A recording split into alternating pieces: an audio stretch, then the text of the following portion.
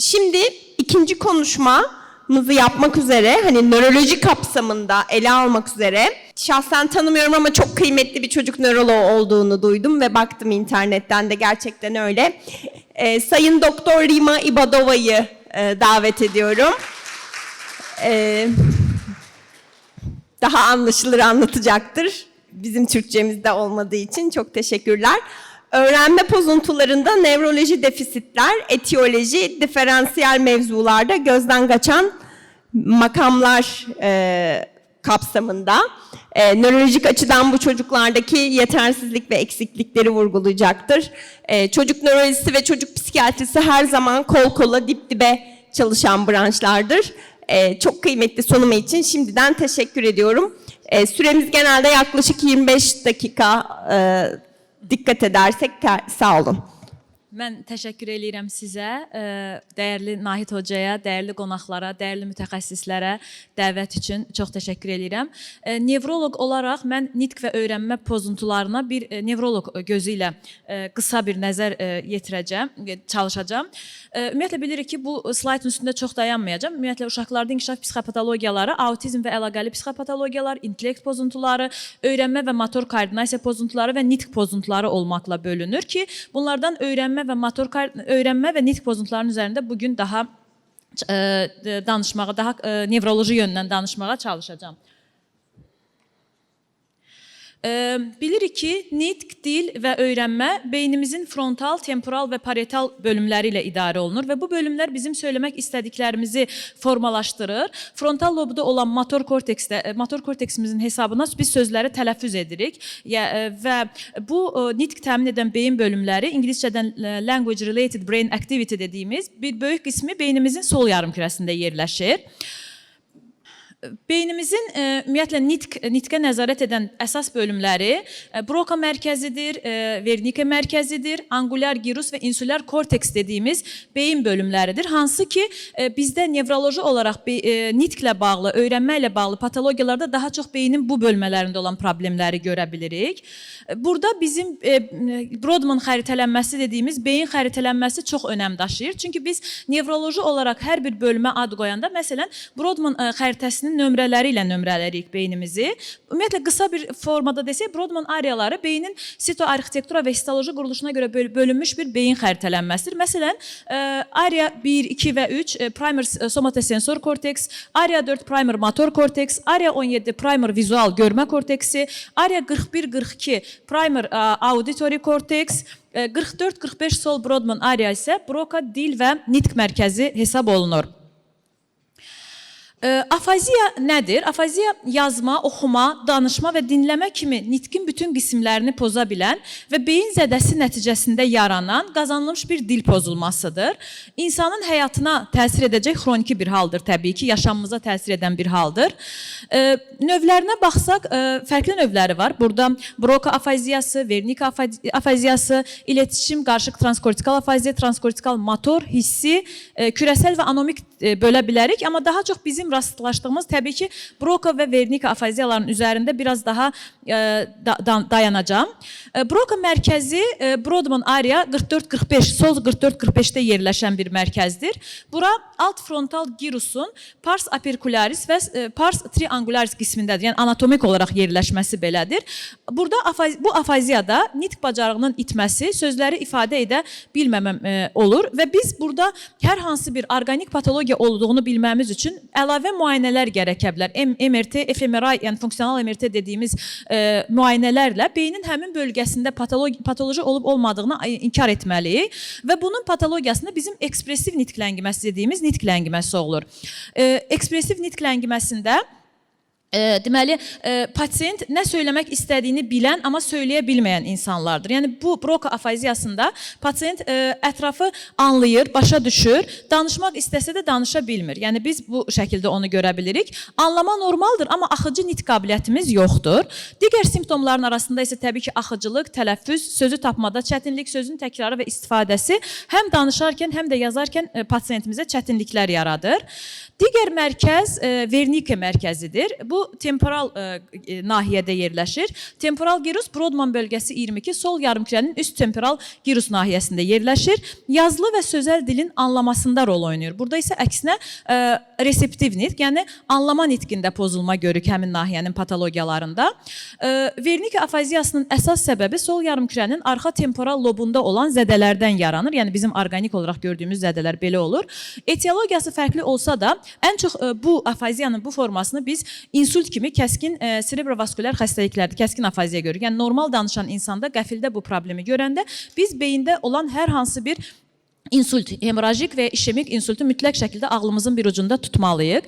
Bundan başqa, insultdan başqa Wernicke afaziyası həmçinin travmalarda, mərkəzi sinir sistemini tutan infeksiyalarda, neyrodegenerativ xəstəliklər, beyin şişlər, yəni neoplazmalar, kortikal atrofiya və digər hətta deməli başqa genetik metabolik problemlərdə də tədricən pisləşən. Yəni əgər proses kəskin baş verirsə, daha çox biz serebrovaskulyar xəstəliklər düşünürük. Xroniki tədricən problemdirsə, burada altda yatan başqa məsələn neyroplazmalar, travmalar, kortikal atrofiya və yaxud da ki genetik bir səbəb düşünə bilərik. Digər nitqimizi təmin edən mərkəz angulyar gyrusdur. Angulyar gyrus parietal lobun anterior-lateralında, supramarginal qırışın arxasında və yuxarı temporal loba yaxın yerləşir. Wernicke mərkəzinin vizual informasiyasını daşıyır.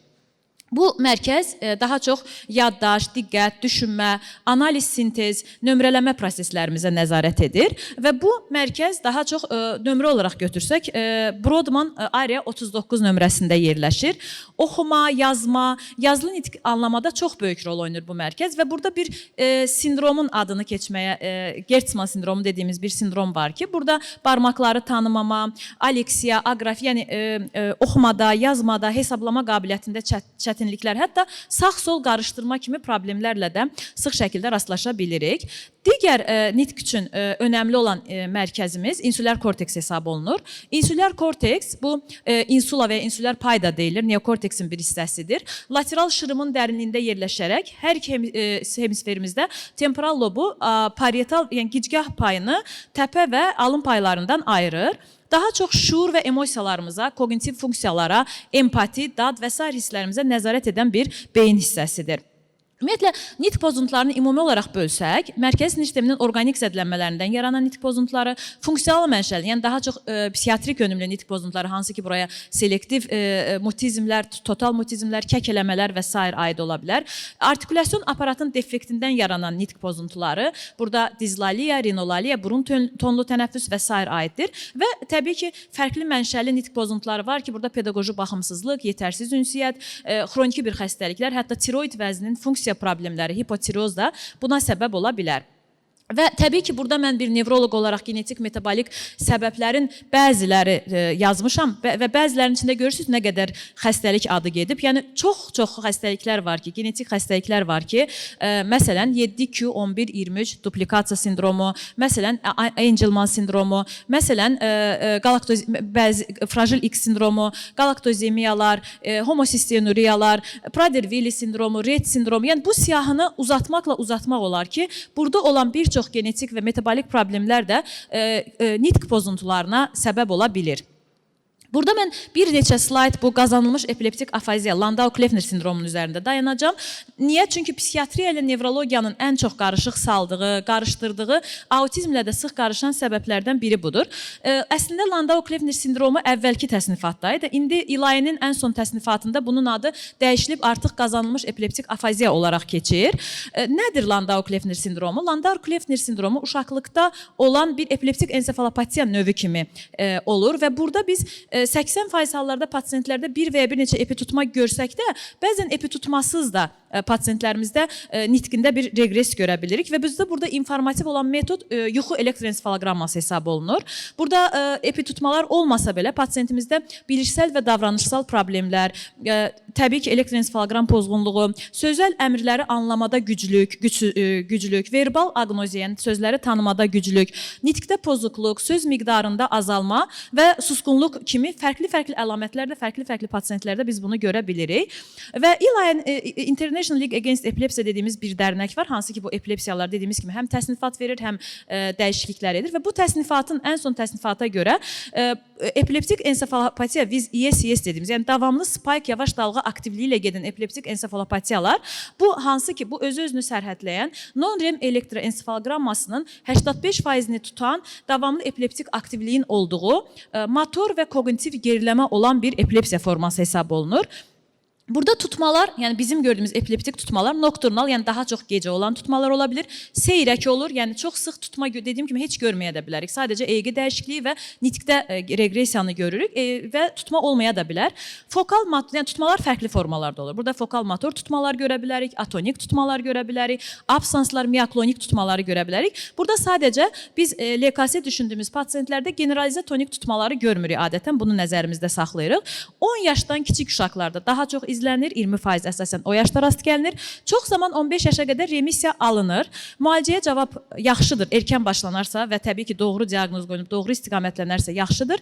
Və yanaşı təbii ki, diqqət əksikliyi, hiperaktivlik pozuntusu, irritabilite, autistik davranışlar izlənə bilər. Yəni fərqli problemlər izlənə bilər. Burada bizim üçün önəmli diaqnostik meyar EEG olduğu üçün bunun üzərində də bir neçə slayd danışacağım. Daha çox biz oyanıqlıq EEG-sində nə görə bilirik? Daha çox unilateral, frontosantral, yəni alın mərkəz nahiyəsində və posterior temporal arxa gicgah nahiyəsində tikan yavaş dalğa aktivliyini görürük. Amma bu yuxu EEG-sində çox sıxlaşır. Deşarjlar çox sıx-sıx olur və non-REM yuxuda tikan yavaş dalğa deşarjlarında artma və bizim PLED dediyimiz periodik lateralizə yayılmalar dediyimiz generalizə yayılmalar və bu ESES tablosuna gətirib çıxardır.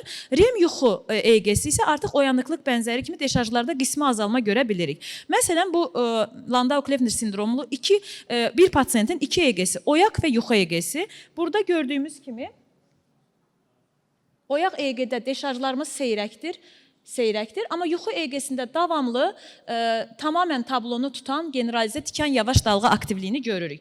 Digər slaydda isə biz Landau-Kleffner sindromu olan bir pasientimizin elektroensefalogrammasından öncə və doğru müalicələnan 6 ay sonraki EEG tablosunu görürük. Yenə öncədə görürük ki, necə demək olar ki, tamamən biz buna non-konvulsiv status epileptikus da deyə bilərik. Yəni tutmasız, hətta pasientin tutması yoxdur, amma bir status epileptikus kimi bir hal görə bilərik. Bu çox önəmli bir məqamdır. Erkən, yəni bu EEG-ni biz normalda burada bir vurğu, bir haşiyə çıxacağam. Biz normalda EEG-ni müalicə etməməliyik. Bəzən bizə nevroloq olaraq gəlirlər ki, EEG-də tikan yavaş dalğa aktivliyi var. Uşaqda epileptik bir tutma yoxdursa, biz EEG-ni müalicə etmərik. Sadəcə biz bu EEG-ni görürüksə, bir bu EEG-də, bir də bizim hipsaritmi dediyimiz West sindromu, infantil spazmlarda biz EEG-ni müalicə edirik. Digər hallarda bizə EEG sadəcə yol göstərir. Bəzən pasient gəlir, deyir ki, burada bir tikan yavaş dalğa aktivliyi var, amma həqiqətən də görürük. Amma görürük ki, pasientimizdə bir tutma yoxdur, yəni epilepsiya yoxdursa, biz bunu sadəcə izləyirik. Uşağın gedişatını, klinik gedişatı izləyirik.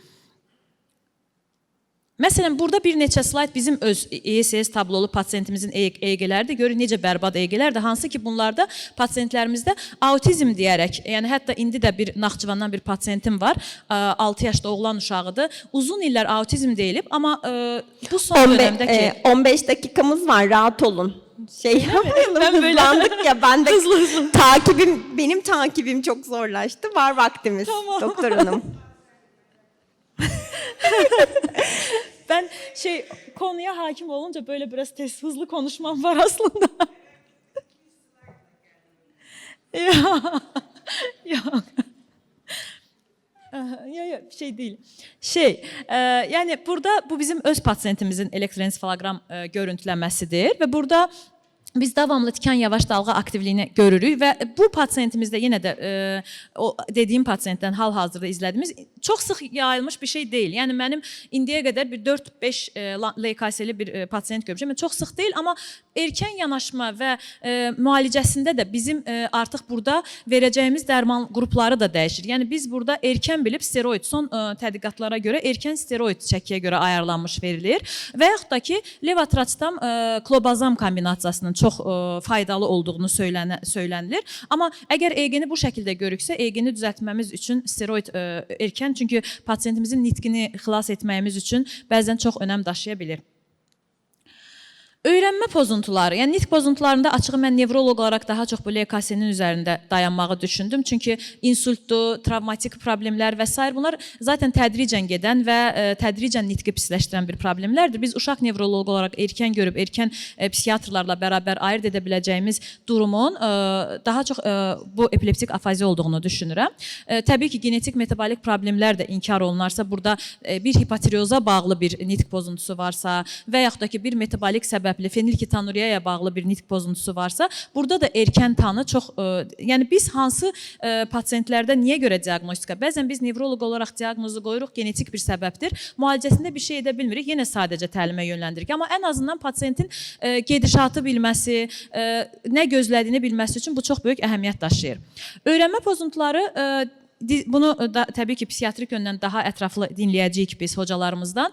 Burada disleksiya, disqrafiya, diskalkuliya, verbal apraksiya, eşitməyə bağlı olan öyrənmə pozuntuları, non-verbal öyrənmə pozuntuları, diqqət əksikliyə komorbid olan öyrənmə pozuntularını bilirik və bir şəxsdə bir neçə öyrənmə pozuntusu bərabər izlənə bilər. Bunu da nəzərimizdən qaçırmayaq. Mən daha çox bu, məsələn, burada öyrənmə pozuntularının nevroloji əsaslarını daha dərindən bilməyimiz üçün bu, deməli, bir neçə məqalədən istifadə etdim təbii ki. Ən çox bunun üzərində dayandım. Çünki burada daha çox səbəblərinə yönəlik, məsələn, səbəbləri nə ola bilər? Genetik səbəbli öyrənmə pozuntuları ola bilər, metabolik səbəbli öyrənmə pozuntuları ola bilər. Məsələn, onkoloji bir pasientdirsə, kimyaterapiya alırsa, buna bağlı öyrənmə pozuntuları ola bilər. Travmatik beyin zədələrindən sonra yaranmış öyrənmə pozuntuları ola bilər. İnsultdan yaranan öyrənmə pozuntuları və yaxud da ki, naməlum etiologiyalı öyrənmə pozuntuları ola bilər. Yenə genetik problemli öyrənmə pozuntuları, bunu bir çox problemlər, bir çox xəstəliklər, genetik xəstəliklər var ki, az öncə dediyim slaydda eyniləri və daha çoxları, çünki son dönəmdə həm epilepsiyaların, həm öyrənmə pozuntularının, hətta autizm birə hocam daha dəqiq bilər, genetik, bütün xəstəliklərin bazasında genetikanın olduğu xüsusi vurğulanır. Yenə burada Down sindromu, Prader-Willi, Angelman sindromu, Klinefelter, neurofibromatozlar, Noonan sindromu, velokardiyofasial sindrom, Williams sindromu, Rett sindromu və s. bir çox sindromlar var ki, hansı ki, öyrənmə pozuntularına səbəb ola bilər.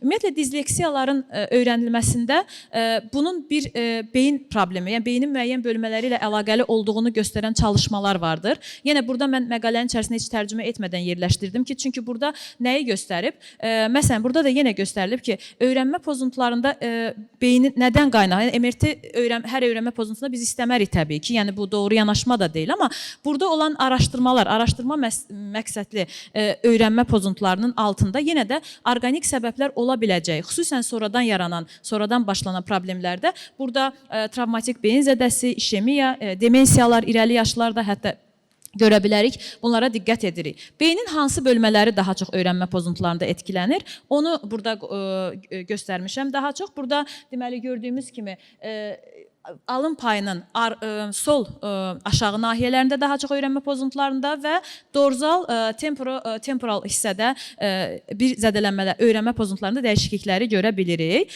Və ümumiyyətlə disleksiyaların da araşdırılmış, xüsusən 5 yaşdan 12 yaşa qədər uşaqların arasında aparılan nəticələrə görə daha çox onun da genetik olduğu, yəni genetik səbəbli olduğu məqalələr göstərmişdir və daha çox yenə də disleksiyalarda beynin Broca ariyası, posterior inferior frontal lob və Gershwin area dediyimiz sol gicgah təpə paylarının problemlərindən yarandığı, disleksiyaların yarandığını deməli görürük.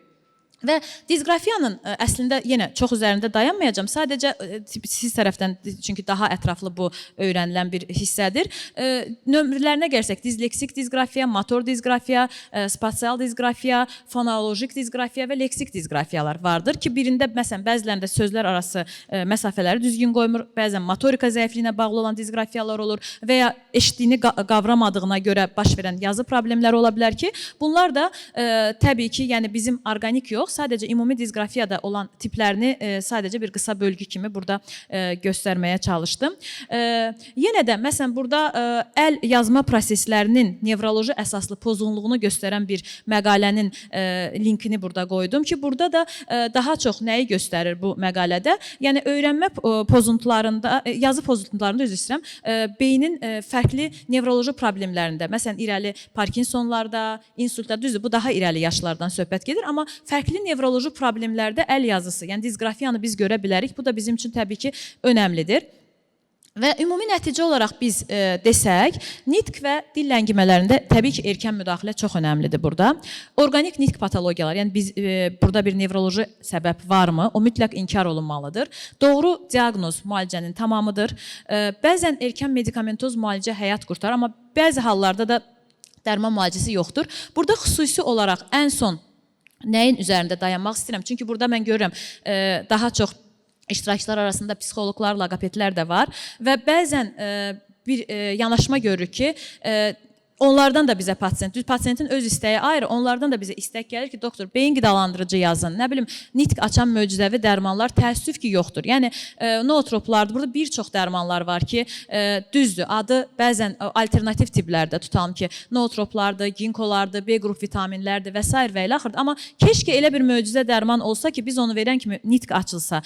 Belə bir dərman yoxdur, mövcud deyil. Burada erkən diaqnostika çox önəmlidir və pasiyentin erkən reabilitasiyaya, yəni sizin tərəfdən dəyərləndirilməsi də təbii ki, çox önəmlidir. Diqqətinizə görə təşəkkür edirəm. Deyəsən, vaxtı limiti tez bitirdim. Çok böyle hızlı oldu, ekspres. Evet. Aslında süremiz de vardı ama çok teşekkür ederim. Çok sağ olun. Sonunda alalım soruları o Tamam, zaman. tamam. Ya da süresi kaldığı için şimdi sorular varsa şimdi de alabiliriz. Buyurun Nait Hocam. Buyurun hocam.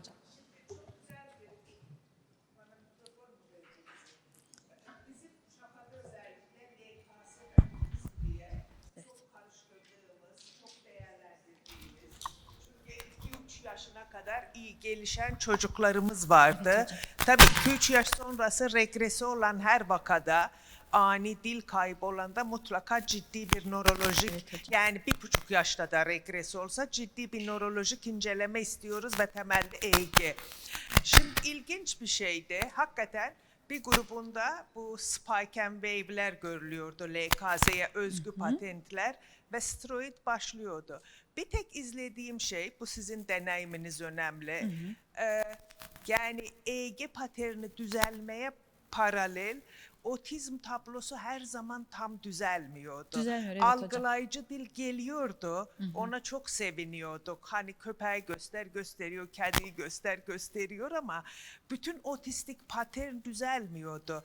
Onun için hani orada da biz çapa nörologlarıyla hep bunun üzerinde sanırım Ayşe Hoca'yla da birlikte hep bu LKS vakaları üzerinde çok. Sizin deneyiminiz nasıl? Yani bozulan davranış, hani konuşma, algılayıcı dil ve EEG paterni düzelince ne kadar düzeliyor? Hocam, burada bir neçə çox sağ olun qatqılarınız üçün. Yəni sizin təcrübəniz bizim üçün əlbəttə ki, yəni çox önəmlidir.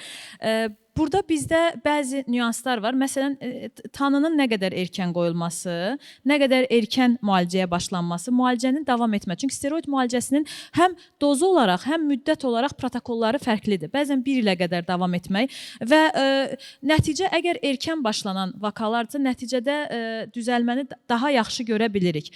Amma biraz gec başlayıbsa, məsələn 3 yaş üzəri, 4 yaş üzəri biz bunu görürüksə, biraz o dediyiniz o otistik şeylərdə düzəlmə biraz çətin olur, gec olur. Demək olar ki, bəzən olmur da. Hətta bəzən biz EEG-ni düzəltməyə yəni klinik bəzən düzəlmə olsa da EEG daha gec düzəlir. Təbii ki, biz klinik düzəlməni daha erkən istəyirik, daha sevinirik. Bəzən də əksinə olur. EEG-də düzəliş görürük, amma klinik olaraq uşaqda düzəlməni tam görə bilmirik. Təbii ki, bunun da əslində altında bu LKS-nin də genetik səbəbləri var. Epilepsi gen paneli, yəni düzəlməyən vakalarda bir gen paneli baxılsa yaxşı olar.